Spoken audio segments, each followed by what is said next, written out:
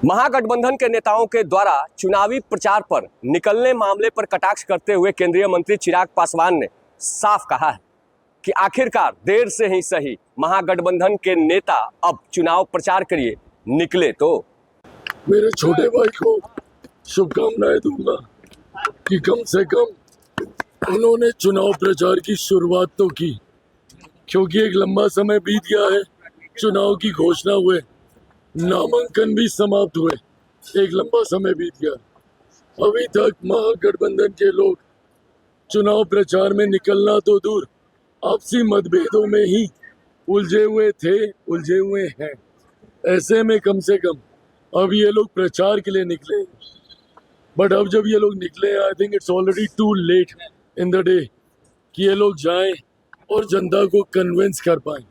जिस तरीके से एक दूसरे के भीतर ही दरारें देखने को मिली हैं, अब ये सिर्फ एक सपना ही इनका रह जाएगा कि इस बार महागठबंधन कुछ कर पाए।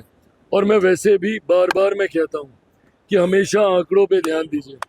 2020 में जिनको घमंड है कि हम बड़ी पार्टी थे और हम मुख्यमंत्री बनने के बहुत करीब थे, उस वक्त भी अगर यूनाइटेड एनडीए रहता, हम उपेंद्र कुशवाहा जी, उस वक्त भी अगर हम लोग साथ में रहते, तो ये शायद दहाई का आंकड़ा भी ये लोग पार नहीं कर पाते।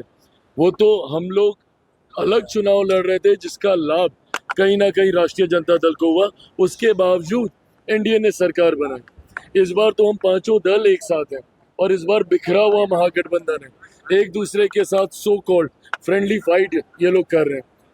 कतई इनका ये सपना पूरा नहीं होने वाला है। आज जिस तरीके से समस्तीपुर में भीड़ थी दिवाली के 2 दिन के बाद, और जो उत्साह था, और छठ पर्व कल से शुरू हो रहा है, उससे पहले इस तरीके की भीड़ अपने में दर्शाती है कि बिहार की जनता ने मन बना लिया है एनडीए की सरकार दोबारा बनाने का।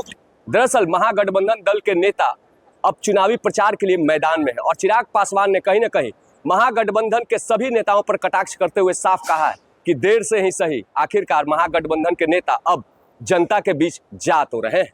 नीरज त्रिपाठी, न्यूज़ 24, पटना।